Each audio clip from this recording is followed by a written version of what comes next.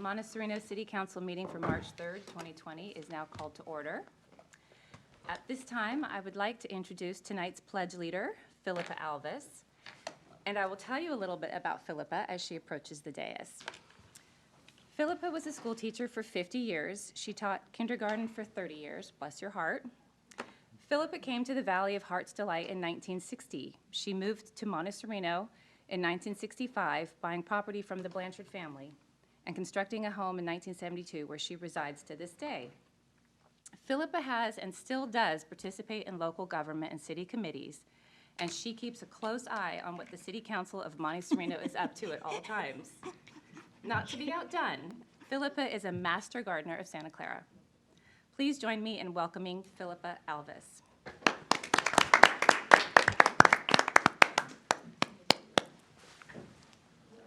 Yep.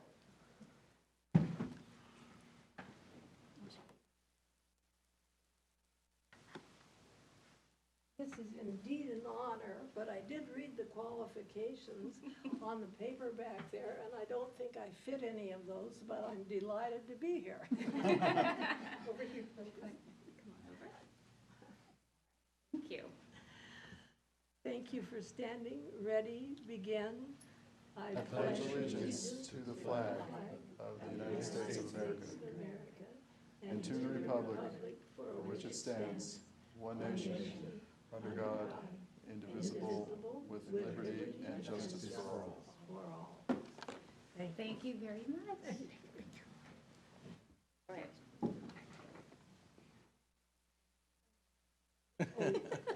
Thank you. Oh, She wants to see us holding hands. all right, there we go. All right.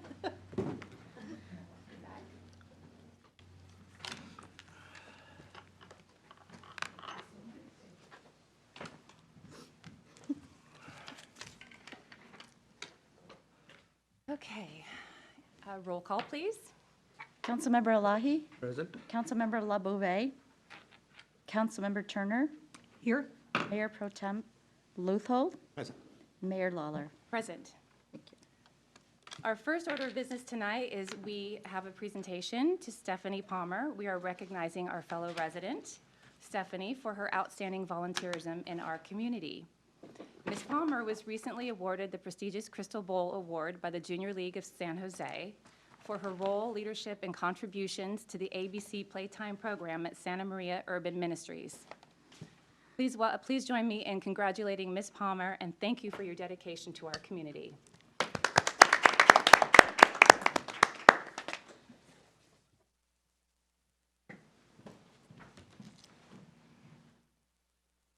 would like to present you this letter of commendation. Thank you very much. Well, thank you for your service. Okay, thank you.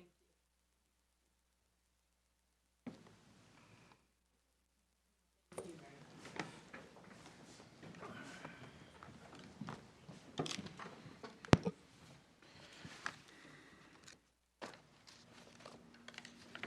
Orders of the day. Orders. Are there any changes to the orders of the day? Yes, no? Seeing none? Oral communications. Are there any members of the public wishing to speak on items not on the agenda? And I believe we have Philippa Alvis.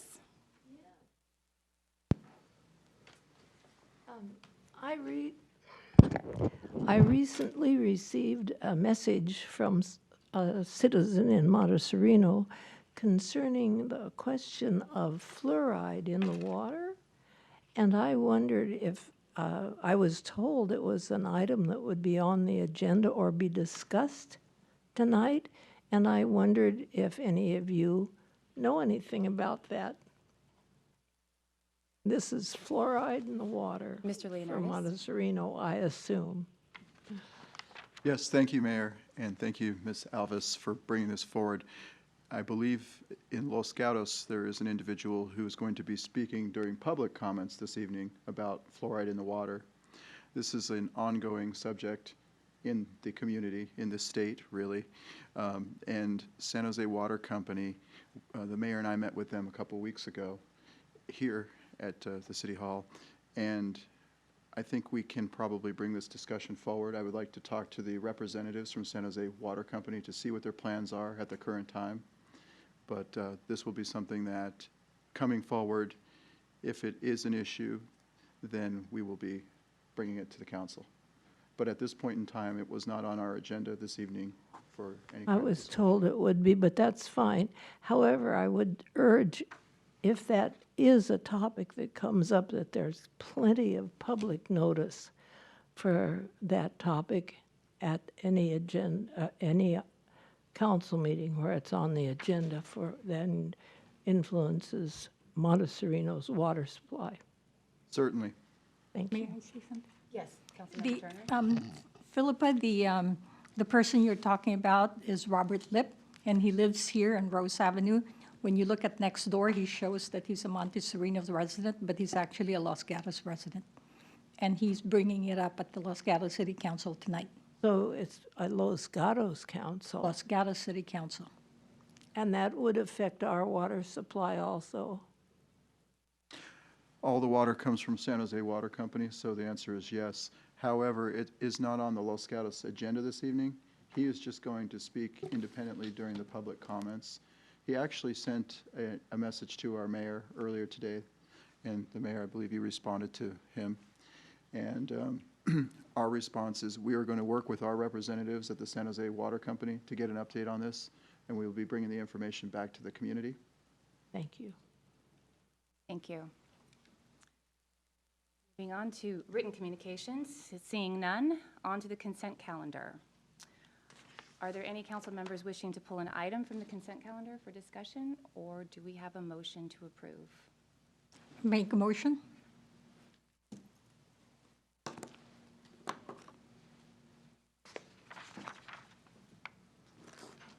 I have a Councilmember Turner and Pro Tem Luthold.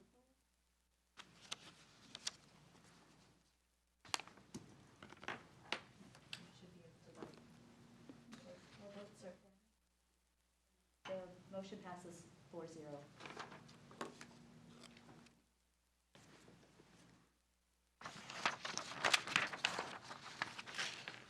All right, moving on to public hearings. Item number 6, ordinance of the city, shall I read the whole ordinance? Ordinance of the City Council of the City of Monte Sereno, amending Title 10 of the Monte Sereno Municipal Code, Planning and Zoning, and Title 12, City Commissions, and Title 13 subdivisions to require Site and Architecture Commission review and recommendation of general plan amendments, amendments of zoning regulations, zone changes, subdivisions, planned development permits, use permits, and variances. Any council member questions before we go to public hearing? And I had assumed there would be a staff report prepared for this, but I am prepared to summarize the ordinance if that would be beneficial for the council. Please go ahead, thank you. So just sort of a brief summary. The ordinance does a handful of things. As you are all aware, the council previously adopted a resolution directing that city staff study and prepare documents, recommendations to expand the duties of the Site and Architecture Commission. On January 21st, we met and we discussed with the council, and the council provided direction that they wanted the Site and Architecture Commission to provide recommendations on general plan amendments, amendments of zoning regulations, zone changes, subdivisions, plan development permits, and variances. This ordinance would take the existing regulations that create the Site and Architecture Commission, which are in Title 10, and move it to Title 12, which is where all the other city commissions reside. It would also modify Title 10 to grant the Site and Architecture Commission the power to recommend, make recommendations to any changes to the city's zoning maps. It would modify Chapter 10.08 and 1010 to have the Site and Architecture Commission provide recommendations on any plan development permits, use permits, and variances. And although the council didn't give specific direction regarding having Site and Architecture Commission provide recommendations on use permits, after my review of the city code, it seemed a little strange to not have them provide recommendations on those classes of permits while providing recommendations on site development permits, which could be considerably less impactful. And then it also modifies Title 13 to make the Site and Architecture Commission the advisory agency for subdivisions. Currently, the code says that the city council is the advisory agency, and that doesn't really make sense in light of what the Subdivision Map Act says about advisory agencies. Typically, you have either advisory agency that advises the city council or has the authority to approve subdivision maps, or you have no advisory agency, in which case the council acts to approve. So this is correcting that sort of issue.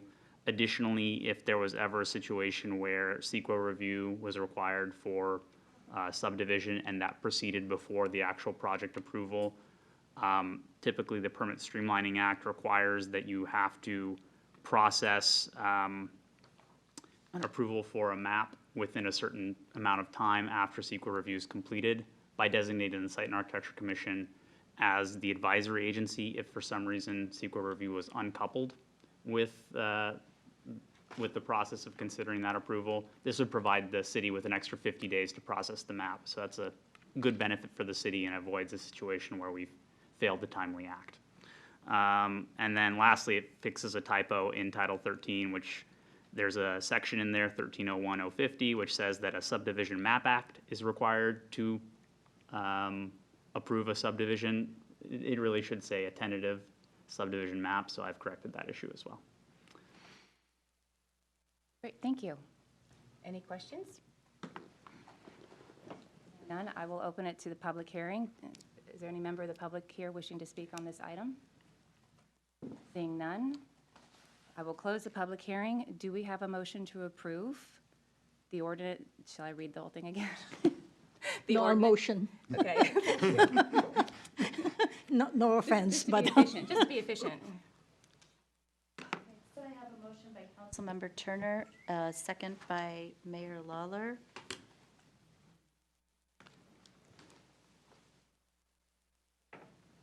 Should be able to vote. I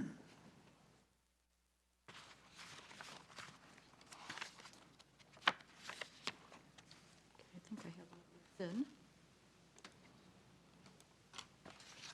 It passes 4-0. Thank you. All right, moving on, we have no unfinished business, so we will move to new business. Item 7, Neighborhood Street Improvement Program.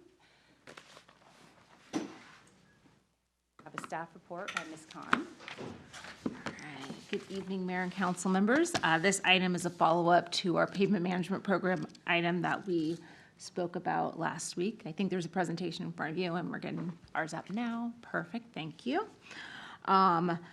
Basically, what we're looking for is direction tonight about the continuation of this program to go into our budget discussion later this year.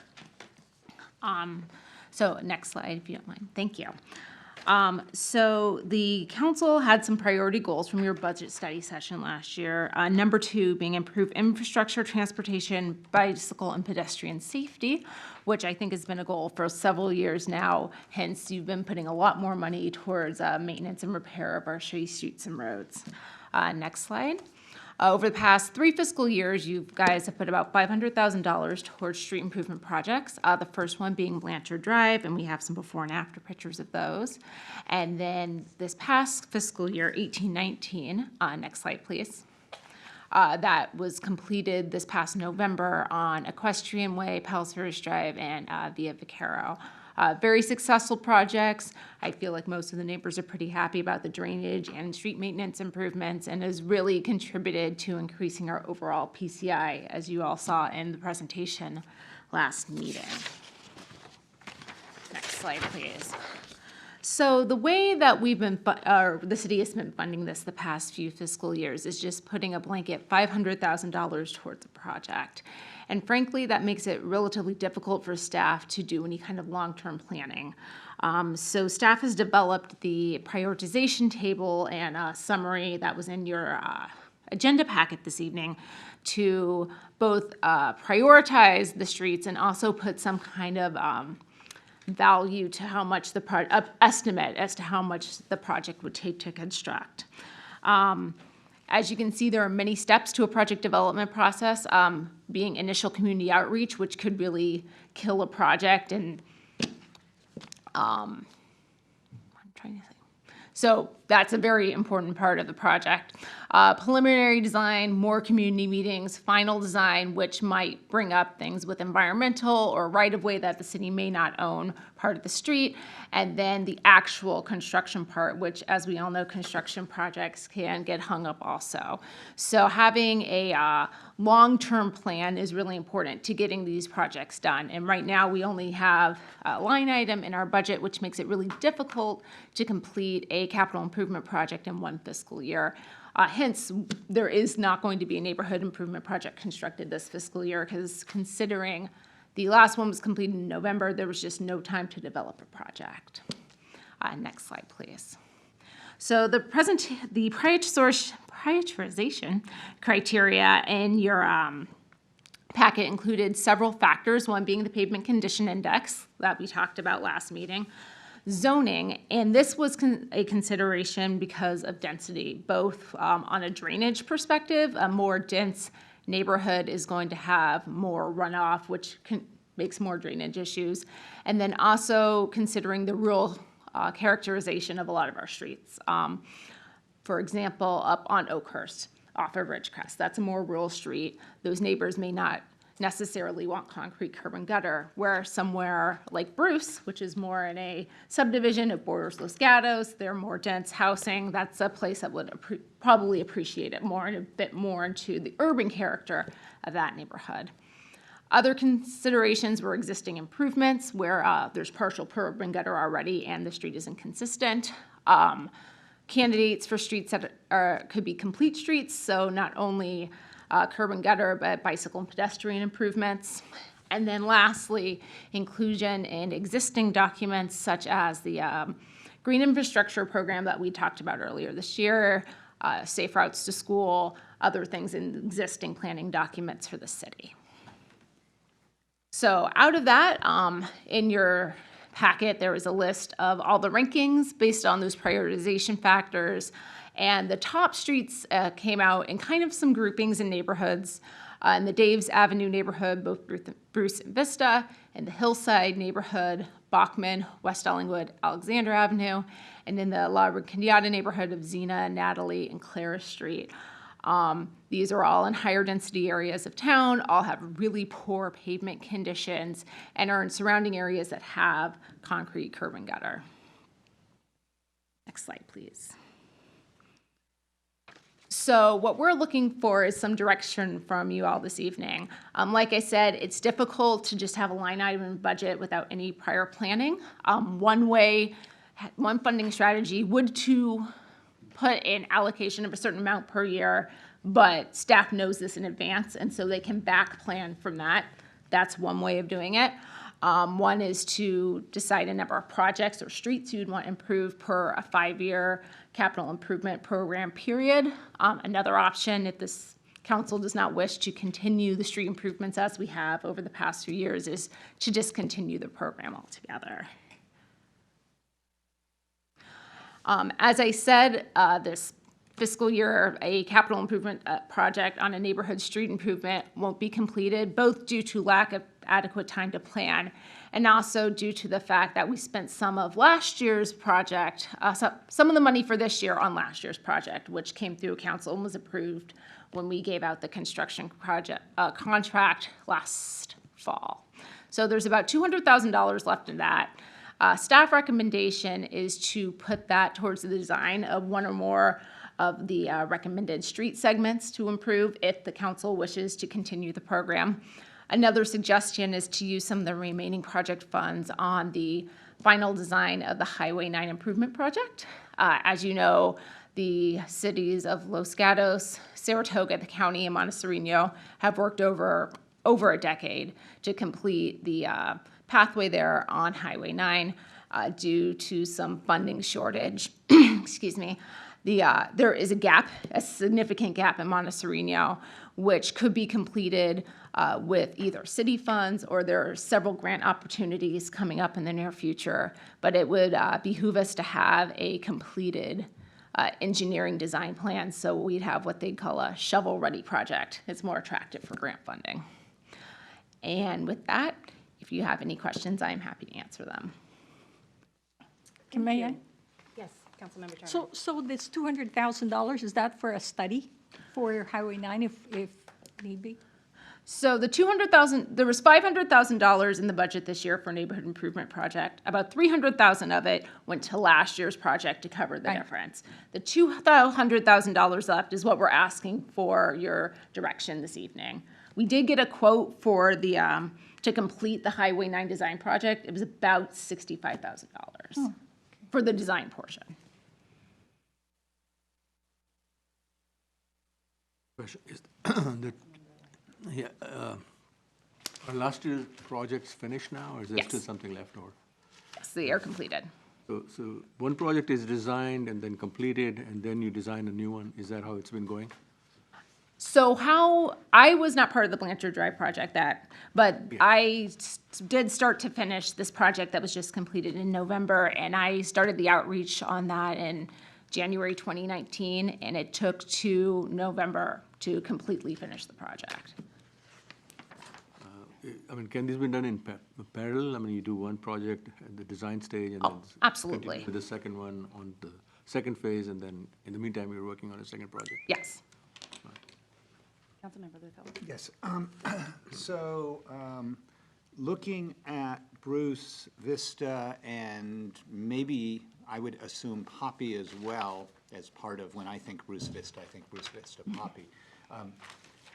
That, two issues come to mind with that. I'm kind of interested in an update related to that. One is, what's the interaction with Los Gatos and necessary coordination with Los Gatos? How much of those addresses are really Monte Sereno versus how much is kind of half-half? I know Poppy actually literally has a checkerboard pattern, and I'm wondering on Bruce as well, is that entirely Monte Sereno on both sides of the street, or what's the mix if we're looking at all of Bruce? Sure. So between Winchester and San Benito, that's Los Gatos. And then San Benito, all the way down to Bruce Court, is Monte Sereno. Would we be thinking to coordinate with Los Gatos at the same time on that project? Has there been any outreach that you're aware of, and does that make sense? And maybe, that might be Steve that would maybe know more about that. So I have talked to their transportation people. I've also included them in some of the community meetings we've had with the Bruce Avenue residents. For the town of Los Gatos, what I understand is it really depends on what type of project we end up doing there. A sidewalk project they would be interested in because it's a safe route to school project. It's very attractive to outside funding. The Monte Sereno residents are not supportive of a sidewalk in that area. So if it were to just be kind of a drainage curb and gutter project, Los Gatos didn't seem that interested, to be honest. Okay, and I guess that's part of it. I haven't heard feedback yet. That was the second part of my question, which is safe routes to school, grant funding. Does it make sense if we can't do it complete and proper with sidewalks and safe traffic and all of that? Would it make sense from kind of staff's point of view at this point to put that project off until we can get a consensus, or start working on trying to build consensus rather than start trying to figure out how to just do curb and gutter and do a piecemeal project? I would say in my professional opinion, yes, that is a prime spot for a sidewalk. It would address a lot of safety concerns in the area. It's attractive for funding. I think it's going to be a lot of public outreach and a long process to get there with the residents. So it might be best if these council's goal is to get projects completed, to put that one, that wouldn't be one that could be completed right away. And I guess, I mean, kind of final on this, it looks like we're looking at guidance here. Is this, from staff's point of view, an appropriate subject to maybe provide some guidance now, but then bring into the budget study session? Is that Yes. Okay. Yes, Councilmember Turner. I wanted to look at Poppy a little bit more, only because in that area, you have our only NICP for emergency preparedness. So I think it's really important that, you know, we have access to the streets, that, you know, it's in prime condition. So that's my input to you, is to actually take a look at that. And perhaps you may want to contact Patrick Dirks, who is the Monte Sereno emergency preparedness leader. Noted. All right, I have a quick question. So that would, Mayor Pro Tem's Luthold's question sort of answered my question. So that's why you're recommending we focus on Hillside, the Hillview, and Rinconada projects versus the Daves. Correct. And looking at the numbers here, the suggested numbers, you've got Bachman at an estimate of 390. Bruce is an estimate of 430. Clara, which is part of the Rinconada, is at 250,000. Is that right? So what kind of costs are we looking at for Hillside and Rinconada combined in terms of getting those projects done? Like constructed, you mean? Constructed. So I didn't do the math on that, on the construction part. And that would be something the council I would like guidance on as well, because, right, we can add these up and do the whole neighborhood, and it could be $1 million project, you know, or we could get it all designed and do one street, or there's many, so it just depends on, would you rather do a whole neighborhood at once, or would you rather spend less money a year? Right, okay. So maybe the suggestion would be to get the designs done and then see where we're at. Right, and these are just estimates. This is just kind of an estimate per foot based on our most recent projects. Right. Okay, all right. Thank you. So, to clarify, if I may, on that question, I think it kind of leads into, are we able to break out, or it may have been in here, I think you've got rough cost estimates based on what the streets look like and your experience. If we were to design, can we break out the design component so that we could maybe choose to get started on a design component for a whole neighborhood, but then we'll be able to pick and choose if we don't have enough budget to actually implement, is that design worthwhile to do? It sounded like with the Highway 9, it's very much worthwhile to do.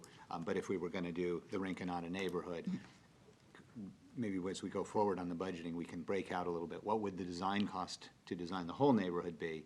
And then that design would also point to how much is each individual street going to need. Is that right? Right. I would say to do design and groupings is usually most cost efficient. Construction is also cost efficient, but less so. So I'm thinking as we go forward, maybe we can be getting these design, we break out the design component for the whole neighborhood of Rinconada. That's probably the most, and then the whole neighborhood of the hillside. And that might be useful ways to use up money if we don't allocate it all. And also to bring into the budget study session, which we'll talk more about later on tonight.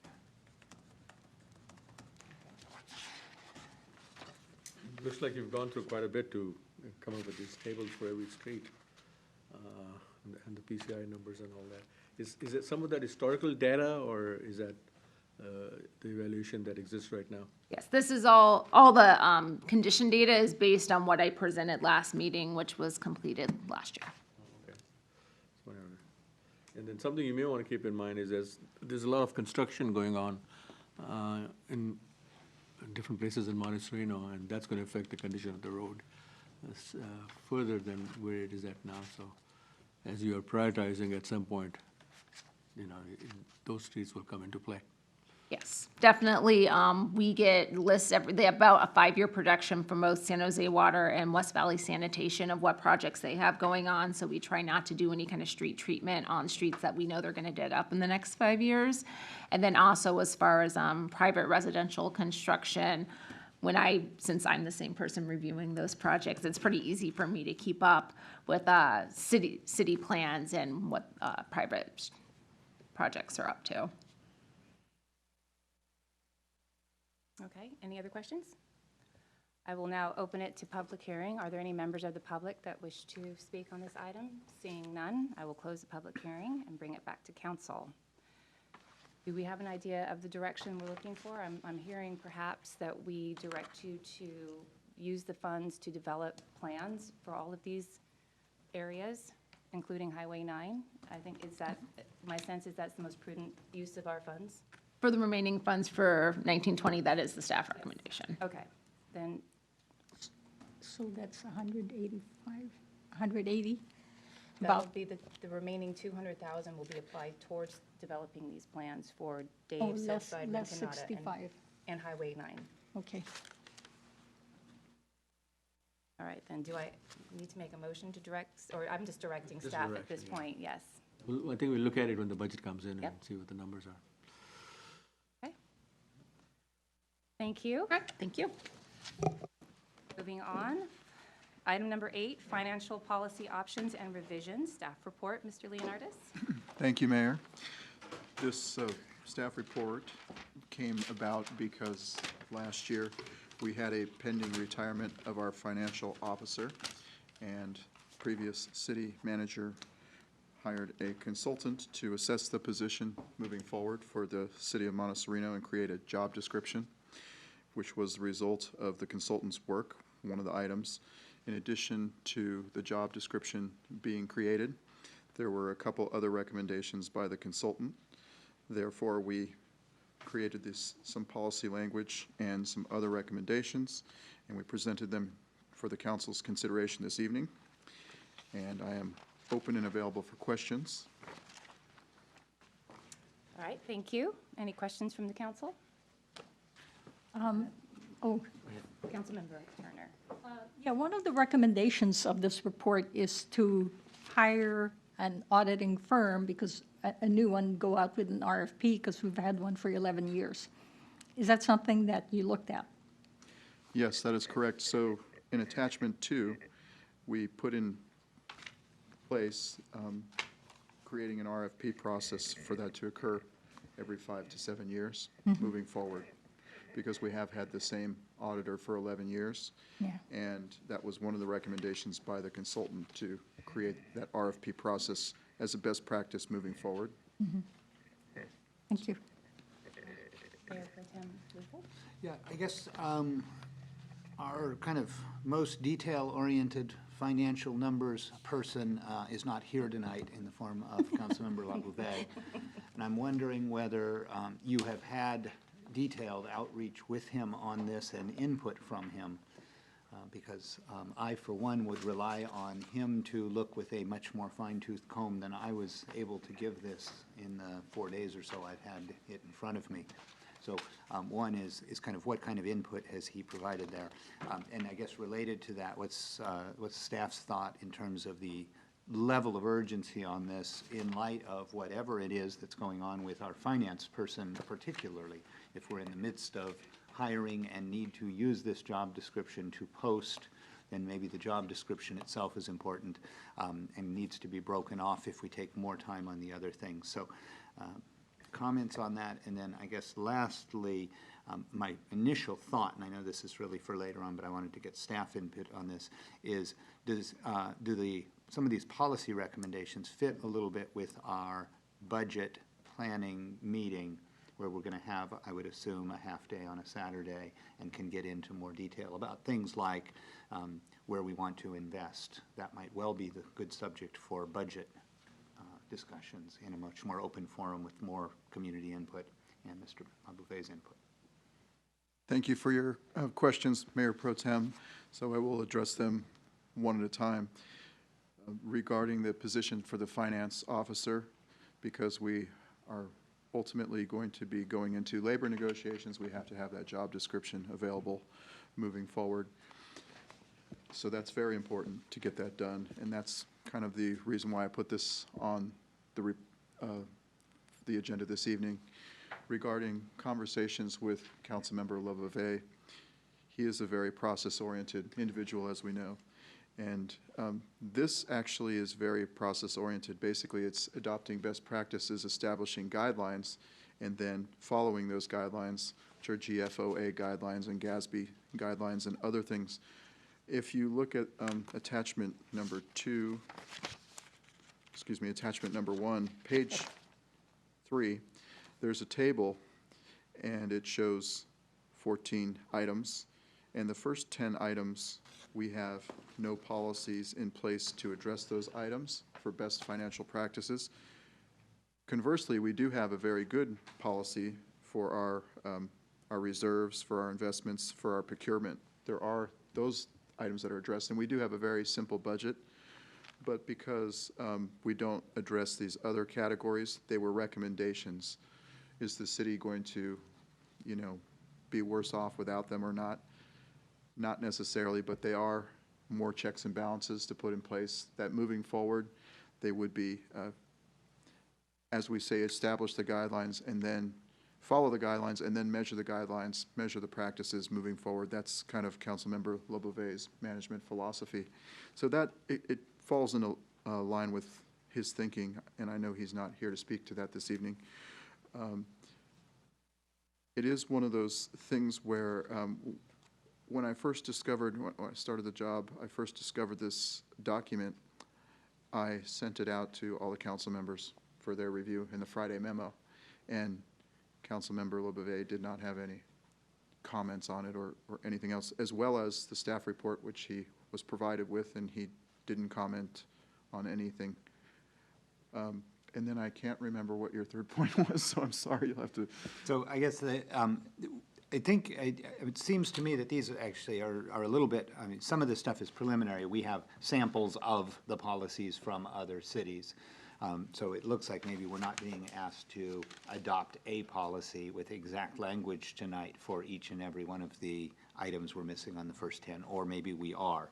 My thinking is I haven't had a lot of time to get into looking at what each policy from each other city is versus what we're looking at for ours. Whereas it sounds like what we may need to spend some time making choices about specific language.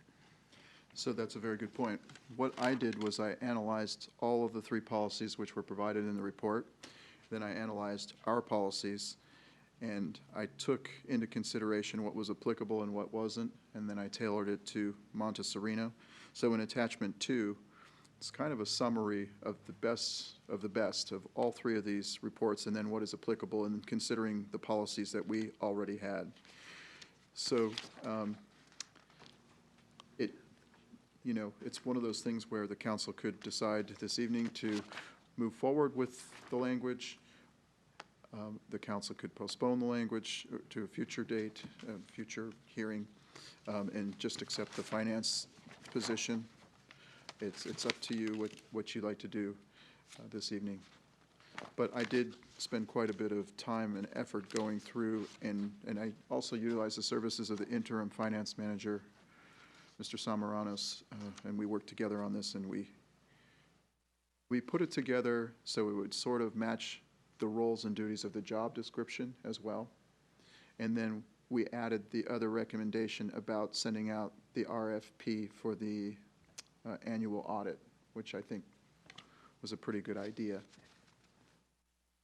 But again, operationally, nothing will crumble in the meantime if none of this language is adopted, but it is something that it protects us and helps guide us in the future should you decide to adopt some of it or all of it or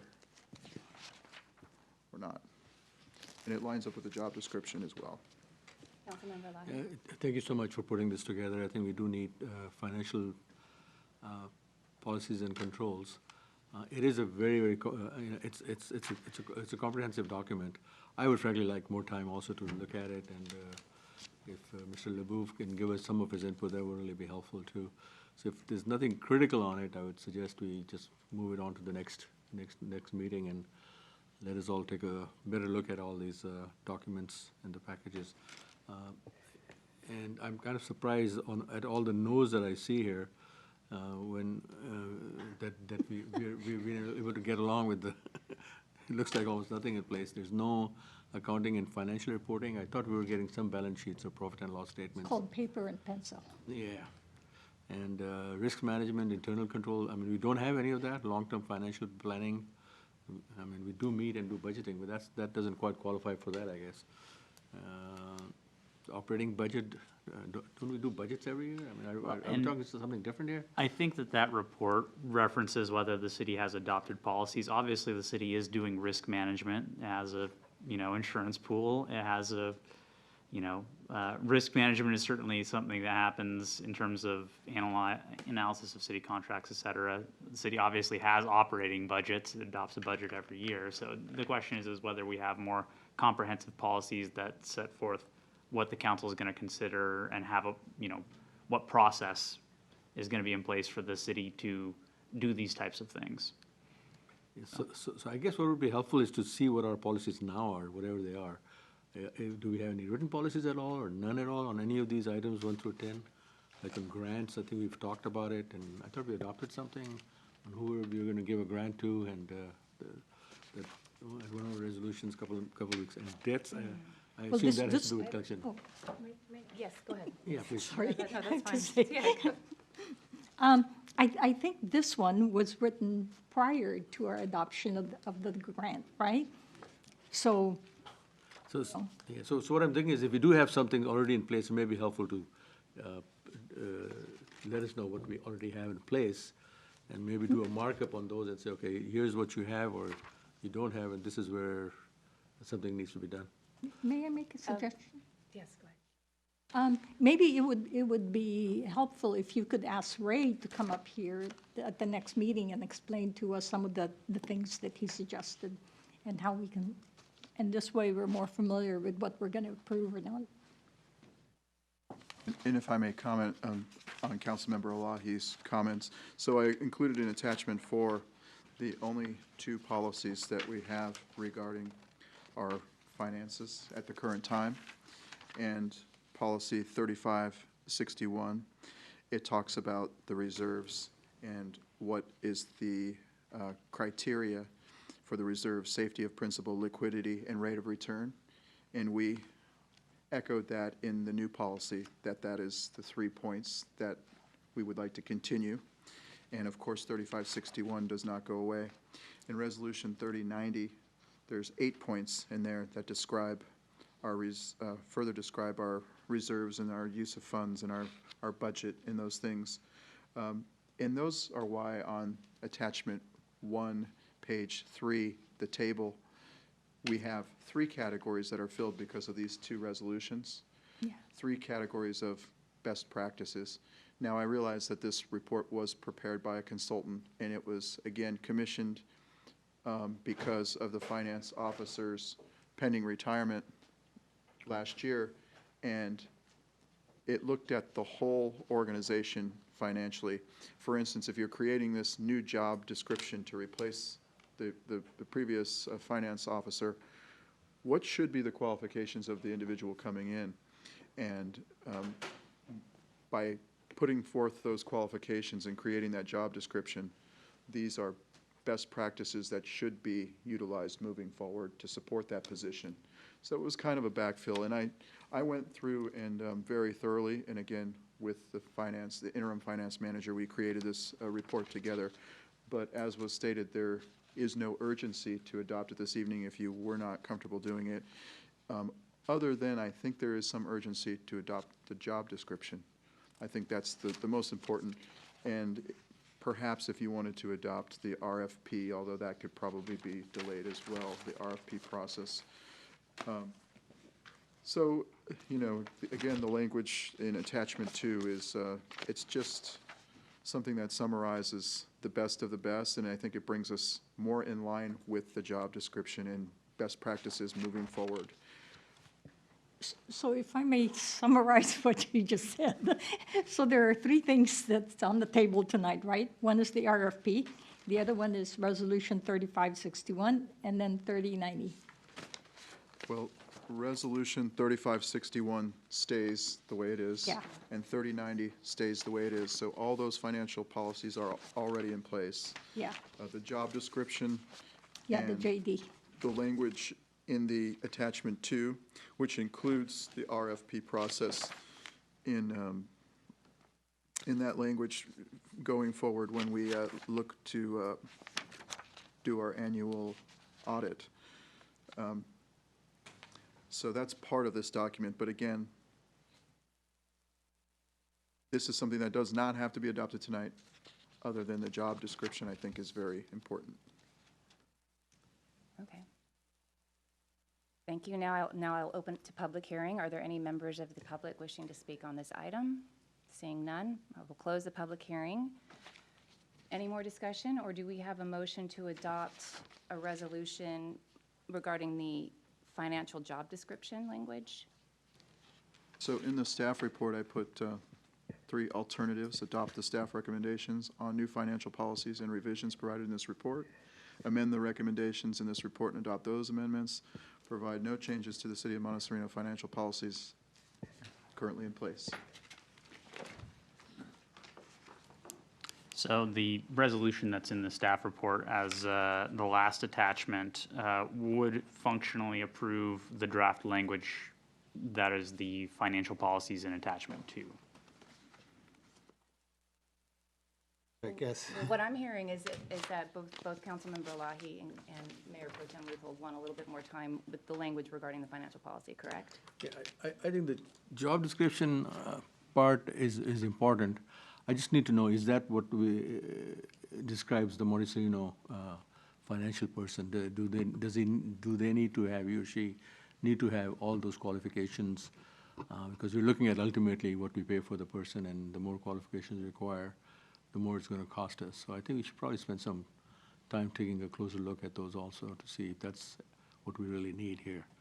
I mean, do we need more than a bookkeeper? Do we need a little controller guy? I mean, we're a small city, and the financial person that would fit in this job description, do you have any idea what kind of salary range they might be under?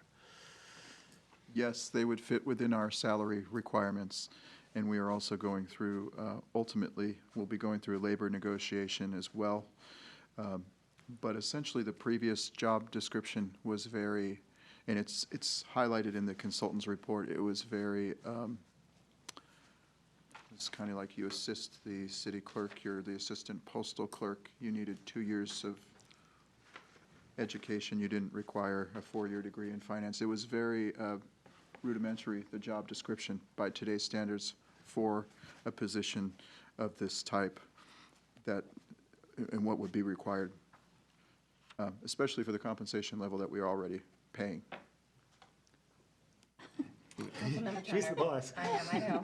Councilmember Turner. That's why I look at Okay, her. who's faster? Do you know if you want to hire somebody full-time or part-time?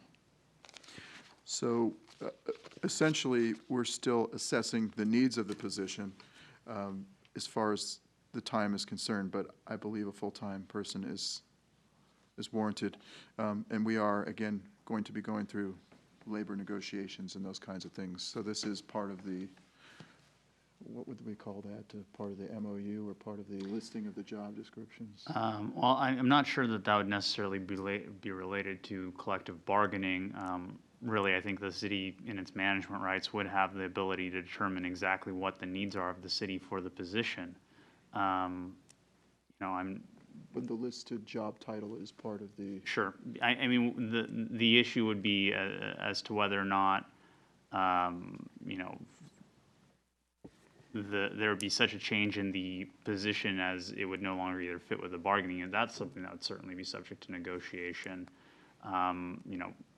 Assuming the position stays in the bargaining unit, then my thought is, future compensation, future terms of employment, things like that, wages, benefits, et cetera, that would certainly be subject of collective bargaining.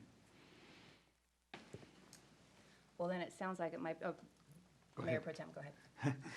I was just going to suggest, I actually did read the job description portion pretty carefully and did understand it, and I was going to suggest that, to me, it did make sense. It does look like pretty basic things to go to a 4-year degree requirement as opposed to 2 years of post-high school. It looked like a very well-crafted, it didn't look like it locks us into anything. It suggests that 2 years of real-life experience would be, in city-related types of finance, would be a priority, but it didn't make it absolutely mandatory, it looked like.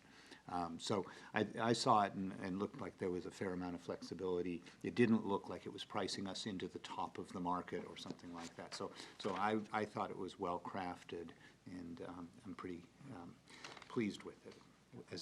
Okay, so the last position, the last person that held this position did supposedly finance half-time, and the other half was actually HR. At least that's what we were told. So now the question is, what are you doing about, if you're going to hire this person full-time for finance, what are you doing about HR? In the job description, it covers the administrative services portion, which is the HR function. It actually requests that in the job description, that they have those capabilities. So that would be one similarity between the new position and the old position. But we did get rid of the part about the postal clerk and the assistant city clerk and those other roles that were included. I Ordering the guess I'm supplies and concerned things because the like that. job skills of an HR person is very different than the job skills of a finance person. So now you're asking a finance guy to do HR. Thank you for your question. It's actually, you know, for the amount of positions that we have in the city, if we hired an HR person and a finance person, both, then that's 2 positions. Well, So- you could do half and half. And that's what this role is trying to No, I achieve. mean, 2 different people. 2 different half-time individuals. That's one, And- this way you have, you know, the skills of an HR person and the skills of a finance person, instead of making a finance person look like an HR person. I'm just throwing things out here that you need to think And about. I understand where you're coming from, and, you know, we are still assessing the workload of the position. We have the interim finance officer now. He's in there for 35 hours a week under a contract position.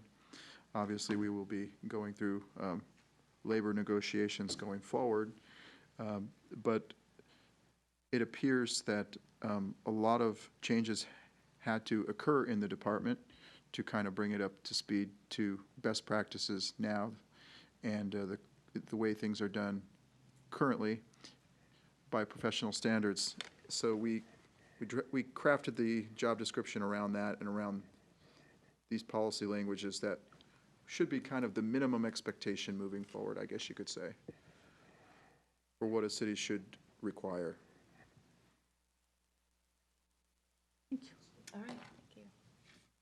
Well, I mean, as far as I'm concerned, I think I'm very happy with the job description, and honestly, I have no problem implementing the financial policy suggestions that were made by the group that took on the study, given that our report card looked pretty dismal.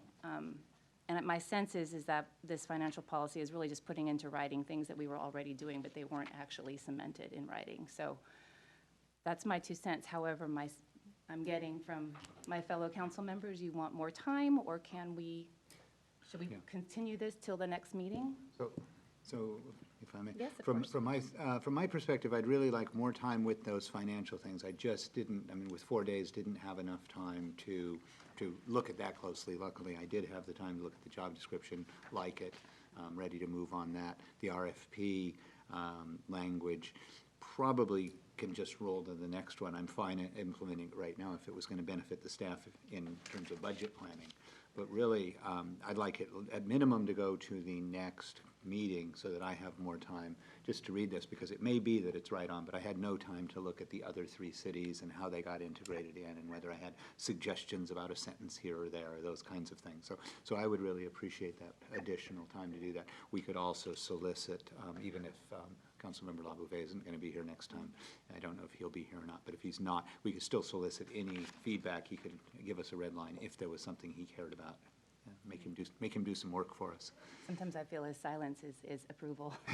And it may well be, but I wouldn't want him to come back Right, and then of say, now we need to put it on to do a bunch of redlining course. because we moved too quickly. Of course, of course.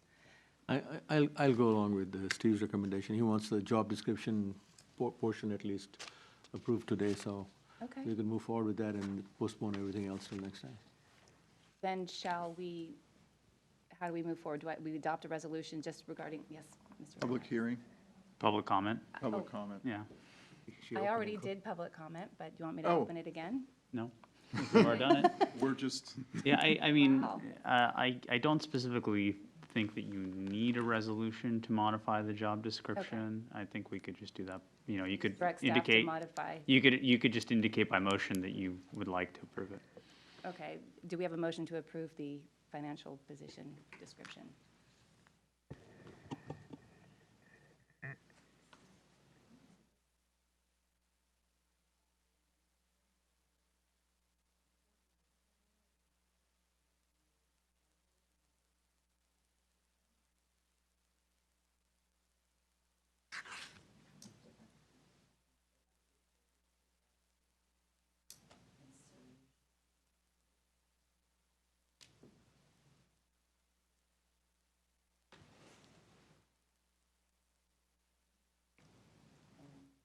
job description is, I'm sorry, 4-0. Thank you. So we'll continue the best practices policy items to the next meeting, correct? Okay? Yes, to the next meeting, March 17th. You can just put them back on the agenda as old business.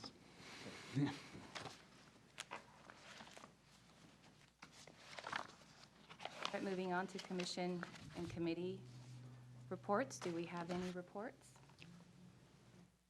Seeing none. Moving on to council member comments. Do we have any? Just a couple of comments. I don't think we've had an opportunity to meet all the members of our staff at the city council. I mean, in the year. It might be a good idea if you could bring them one or two at a time so that we are introduced to them formally, what they do, what kind of work they're doing, and we get a feel for every member of the staff. There's only 5 or 6 people, but I think they'll like to see the city council also, to see that, we appreciate what the work they're doing and all the effort that they're putting in. So I'd invite you to do that if that's something you guys can put together. The second comment I just said on, obviously, the coronavirus, there's a lot of stuff going on, whether the city needs to put together some kind of opportunity for the citizens to come to us, and maybe we can try and see if we can get a speaker who can do a presentation. Hopefully things will get better, but the trend seems to be in the other direction, and maybe over the next few weeks, maybe we may need to want to put something together for everybody. All right, thank you. Yes, Mr. Leonardis. Thank you, Mayor. So Councilmember Olahi, I wanted to know if you wanted to schedule all the council members and all the staff as kind of a lunch type meeting or a breakfast meeting or something, or I could give you each an individual tour during the week. You could come in and we could introduce you and see them in action. Yeah, I guess we meet in the evening. It may not be convenient for them. I was just thinking 1 or 2 may could come in on different meetings and just give us what they're doing. If that is convenient for them to do that, that way they just see us all together and they see the formality, and we can, as a city council, express our appreciation on the work that they're doing, and they can tell us. Okay, That's what I was thinking about more. thank you. Well, I'd like to say something. I just want to acknowledge Mr. Leonardis for his great work so far. I've gotten some emails that have been very supportive and positive of their experience working with you, and I just wanted to thank you for that. Thank you, Mayor. Yes, of course. A couple of comments. One, Mr. Leonardis and I had just a brief chat the other day while at the mayors and managers meeting. We had just touched on the possibility of more outreach to our seniors. The Neighborhood Watch is starting to really come together, I think, in the activity there. With the coronavirus issue as well, I think we might want to look at doing really a survey of who lives where, and make sure that we have outreach. So if there ends up being any kind of quarantine, or if there is an outbreak, that we know how to make sure our vulnerable population is really addressed. If there's people, one idea would be as well, if there are people who aren't on Nextdoor and who are not readily available by email, do we have pick up a phone and let me know that something is going on with these people. This may be something that we could use the Youth Commission for. It may be something that we could use the Neighborhood Watch for. I was just, the city manager was interested in this and proactive on it. I just wanted to put this out here. I think this is great stuff that we should be continuing to do. We do have a fairly older population of people, and I'd like to make sure that everybody is really on the map with us. So that's one. So, may I? Yes, of course. Actually, the city of Los Altos started their Neighborhood Watch program many, many years ago, before the Emergency Preparedness Program. And what they have is basically a leader in every street, and that leader would have a list of all the citizens in that street. And they would also have a GRMS radio that the emergency preparedness guys can communicate with them. So I think that's, that's a good way of doing it. So the emergency preparedness group and the neighborhood watch groups are very much tightly aligned. And this way, during emergency preparedness, or if it's an epidemic, then you have all the communications there as well. And I will comment, PG&E has a list of customers who are on dialysis or, whatever medical equipment that needs to run. And when there's a shut-off pending, they have to be notified so they can relocate them or allow them to go on the emergency backup and those kinds of things. So we might be able to work with PG&E to find out who the most vulnerable population is with the medical equipment especially. But as we are all discussing, the coronavirus or some other emergency is on everyone's mind, and how do we best communicate to the entire population and what to do in the event of a disaster or an outbreak or whatnot. I like the idea of the street captains, if we can implement something like that citywide. It's an innovative idea. Or using the youth commission to try to help us organize a program like that. So. I have one more comment. I also do when we get to it. I just wanted to expound on your comment about Steve Lenardi's. I was talking to Jack Lucas, in fact, yesterday, and he was very complimentary of you in terms of the website that you've done, and also some of the outreach that you have made in the community, because he's seen you outside actually doing the work yourself. So I just wanted you to be aware of that. And thank you. It's all a team effort at the city here, so the employees have been great. We work together on everything, so credit to everybody Mayor Pro on that. Tem. Okay, the other is, I didn't see the date for the budget study session on the calendar unless it was the May 19th date. That's way too late, and I don't think it's, I didn't get my map out, but I don't think that was even a Saturday. I think we need a half-day Saturday morning session very early for budget study, and I'd like to get people's input maybe and pick a date on calendar and start working on that. Thank you, Mayor Pro Tem. So there are two things coming up. One are the council goals, so the annual goal-setting session. And I think I put that on the April 7th agenda. So we're going to have it during the week. And then following that, shortly thereafter, we could have a budget study session, and that could be on a weekend if you prefer to have it on a weekend. And that's prior to, of course, the official budget being adopted.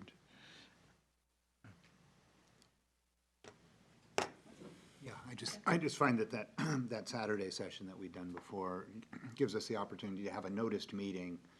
Therefore, we can really come in and talk about everything all at once, and by having the noticed meeting gives us that opportunity to do that. Do you prefer to have the goals and the budget in the same meeting, or the goals be part of a regular council meeting and then come in on a Saturday and discuss the pre-budget meeting? Personally, I'd be happy to have goal setting and budget all at one big Saturday meeting rather than extending a Tuesday night meeting while we handle complex stuff, unless goal setting is something that we're just adopting very generic goals that then feed into the budget. So that's my own thoughts.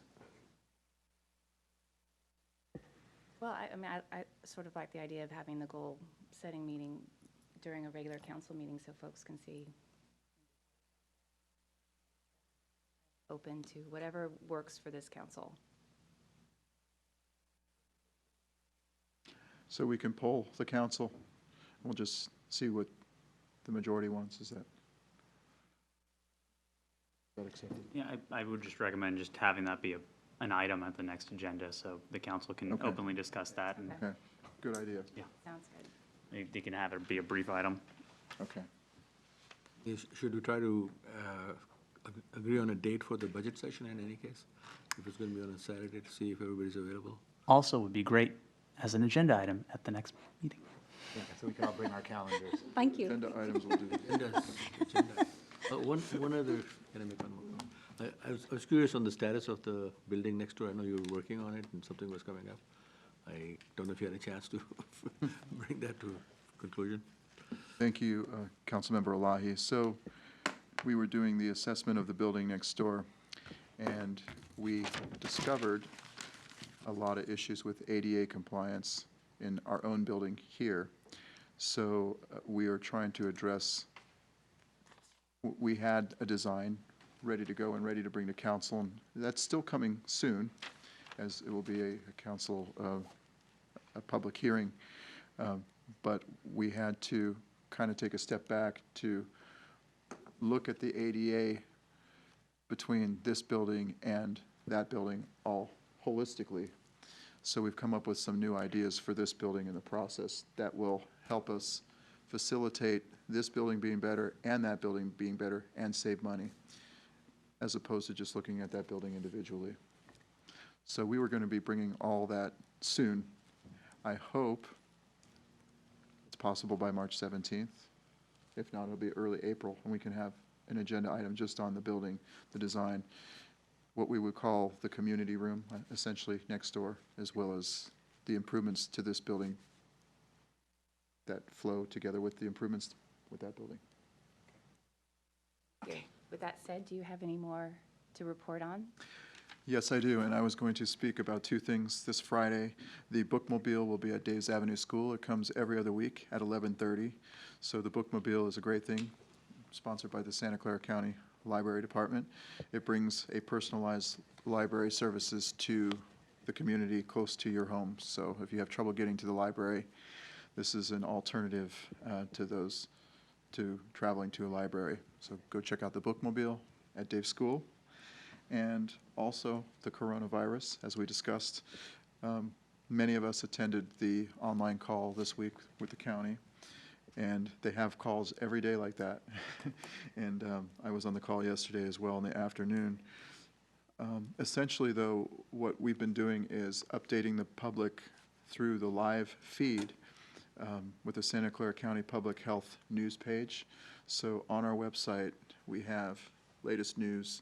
And in the latest news below, there's a direct link to the Santa Clara County Health Department. If you click on that, you can get the latest information on the coronavirus. And I realize that is only through the web. We might send out a Facebook posting as well, because a lot of people communicate with Facebook. And we just came up on Facebook last week with a posting. And I think we have had our second posting on Facebook. So we're going to try to do a couple postings a week on Facebook, push-only information out to the community. Thank you. All right, on to future agenda items. Any council members? I think we've pretty much talked about this, but would you like, anything you'd like to see on a future agenda? Nope. All right. Then I now adjourn the Monte Sereno City Council meeting for March 3rd, 2020. Our next meeting will be on March 17th.